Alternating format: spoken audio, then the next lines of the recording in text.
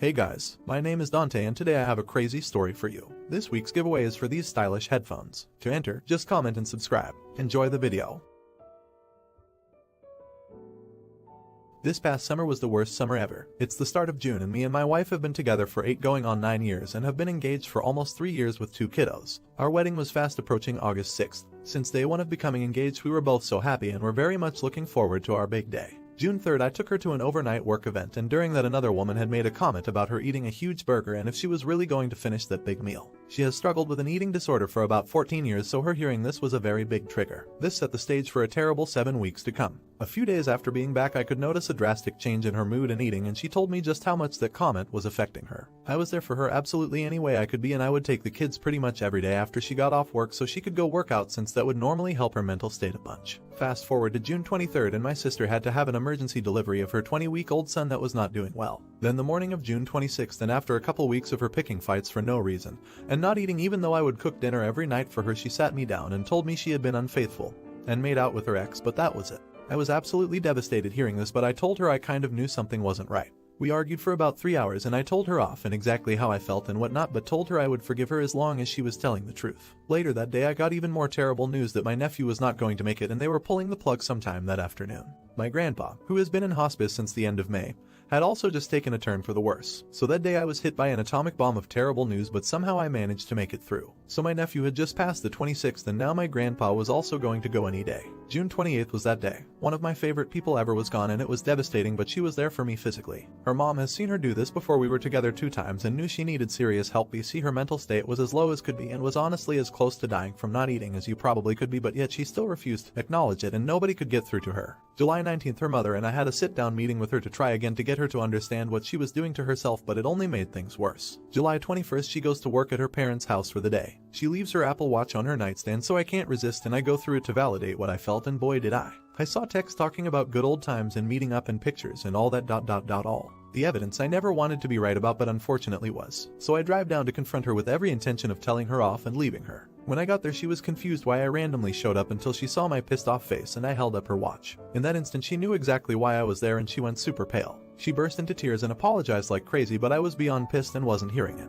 I told her she deserved that post and she had the greatest life in her hands, but she doesn't deserve me anymore and I'm too good for her. But as I am walking to the door she grabs me and won't let go. She cries hysterically and says she doesn't want to lose me and she didn't mean to hurt me. After an hour of talking I gave her an ultimatum and told her she gets serious help and blocks him on absolutely everything and never communicates with him in any way again, or that's it. Fast forward to now and we ended up going through with the wedding since she started eating immediately after I called her out on everything and she started being rational and told me she don't remember anything during June or July BC. She was so out of it mentally from the lack of nutrition and is so sorry for what she did and it makes her sick, and if she was level-headed she never would have let anything happen and would take it all back in a heartbeat if she could. After 5 months I am still beyond hurt and have had to go to counseling to help cope with it, but we are in such a better space and the love feels like when we first started dating years ago. Everyone sucks here. So you decided to marry the person who cheated on you while you were going through all that with your family. Sorry for your loss, BTW.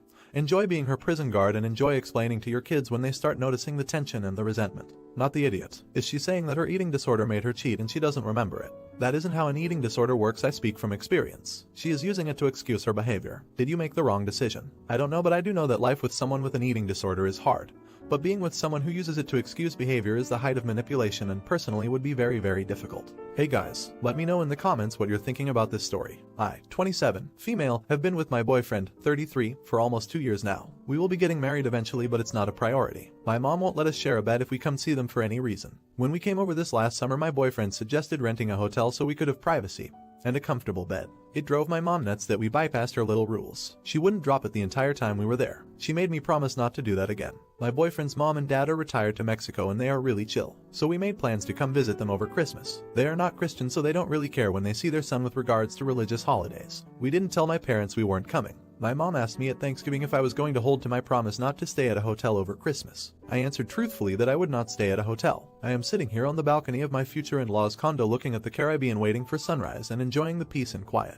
I made the mistake of going online yesterday and I saw a bunch of posts from my mom and my sisters about how I was a jerk for lying to them about my plans. I may have been a little tipsy last night because I decided to respond. I said that it was ridiculous of them to try and tell me I couldn't share a room with my boyfriend, that I was keeping my promise by not staying at a hotel when we were there, and that if they planned on putting everything on Facebook I would be avoiding all visits for the foreseeable future. They took down their posts when people started crapping on them for trying to control me, but some people did agree with them. Now they are texting me and calling to say I was an asshole for making them look bad. I asked them if they were trying to make me look good with their posts. They stopped for a while, but there were more texts and voicemail this morning. I kind of like the idea of skipping out on the drama from now on. But I miss my dad and he is blameless in this. Am I the idiot? Everyone sucks here. Your mom is horribly controlling. That's not in question. But instead of saying, I won't be spending Christmas with you this year, I'm going to the in-laws, and if I come to you again, we will stay in a hotel, you lied in such a way that they thought you'd be attending. Instead of acting in the adult manner in which you want to be treated, you behave like a kid. Hey guys, if you're enjoying the video, don't forget to drop a like. Not the idiot, don't forget that your dad chose to marry your mom and he's still in the relationship. You don't have to torture yourself with your mother just to keep your dad in your life. He may have some balls to stand up to her and see you without her. If he doesn't, he may be collateral damage, as you may need to cut contact with him too.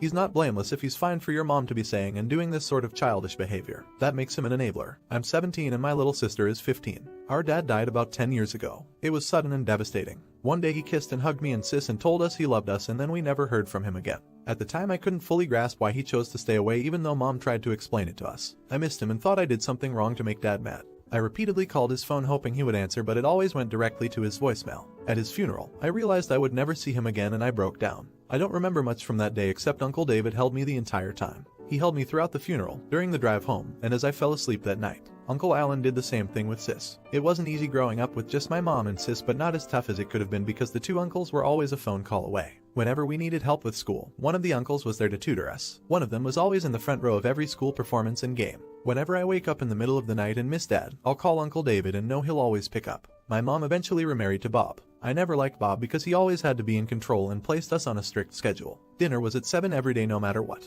If we came home late and dinner was over, we weren't allowed to eat that night. Whenever our uncles gave me and sis money, we had to give it to Bob and he divided the money equally. A couple of months ago, sis and I were eating with Uncle David and his family. Our dinner conversation eventually led to where I want to go for college and how to pay for it. Uncle David told me that the uncles decided long ago they were going to pay for me and sis's tuition and cost of living on campus. I cried when I heard that and laughed when he jokingly said he hopes I don't get into medical school because that's going to cost him a fortune. I went home and excitedly told Mom and Bob that the uncles are going to pay for our colleges. Instead of being happy, they both looked furious and Bob started screaming about how unfair it was to our step-siblings and half-sister that we're getting a free ride through college. He wanted me to tell our uncles to divide the college funds equally among the kids, but I refused. The next day he kept on screaming at us, so sis and I packed our bags to go to Uncle David's house. He kept on screaming and even followed us out to my car. Sis and I have been living with Uncle David and his family ever since. This feels more like home than it ever did at our house. Mom has been asking us to come home for Christmas for a month now and I've been refusing. Today is the 24th and she's been calling all morning crying and saying how we need to spend Christmas with family. Am I wrong for not spending Christmas with Mom? MTA, Bob's kids are not entitled to what your uncles have. They aren't blood relatives. I'm going to assume your uncles are the brothers of your father. You did the right thing. You and your sister were subjected to a guy that really doesn't give a shit about you and is more interested in giving what you have to his kids. Your mother let it happen. Stay with your uncles. They've been there for you all your lives, and it's clear they love you guys so much. Not the idiot. Denying you food simply because you missed the dinner bell is abusive. Getting upset over you getting a full ride to college is not great, either. Sometimes, we have to work a little harder to find people who truly love us. I'm glad your uncles are there for you. Hey guys, thanks for watching, and if you enjoyed, don't forget to like and subscribe.